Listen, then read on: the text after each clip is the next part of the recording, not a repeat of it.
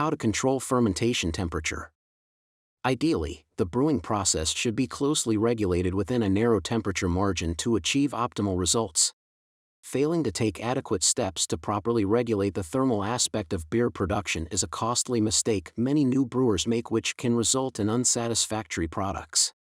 1. What temperature is ideal for brewing beer? The ideal beer fermentation temperature depends on the type of beer the brewer is trying to produce. Broadly speaking, satisfactory beer brewing temperature is between the range of 40 to 70 degree F. Lager fermentation temp, beer fermentation temperatures ranging from 45 to 55 degrees Fahrenheit are adequate to achieve the brewing yeast temperature for a high-quality lager. Ale fermentation temp, the ideal brewing fermentation temperature for ale is from 68 to 72 degree F. IPA fermentation temp, temperatures in the mid-60s degree F range can satisfactorily ferment an IPA. Stout fermentation temperature, the average thermal conditions for brewing high-quality stout varies between 64 to 67 degree F. Pilsner fermentation temperature charts categorize Pilsners as best fermented at 50 to 55 degree F. Bock fermentation temperature, to ferment great Bock, the temperature should be regulated between 50 to 52 degree F. 2. How do breweries control fermentation temperature? Apart from selecting an ideal yeast strain, choosing and maintaining an optimal brewing temperature is vital for achieving the desired beer quality. A brewery chiller unit is ideal for large-scale production.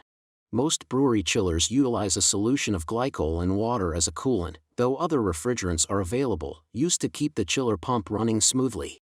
3. How does a brewery chiller function? A beer chiller unit is composed of a refrigeration unit, interconnected tubing, and an automatic thermoregulator.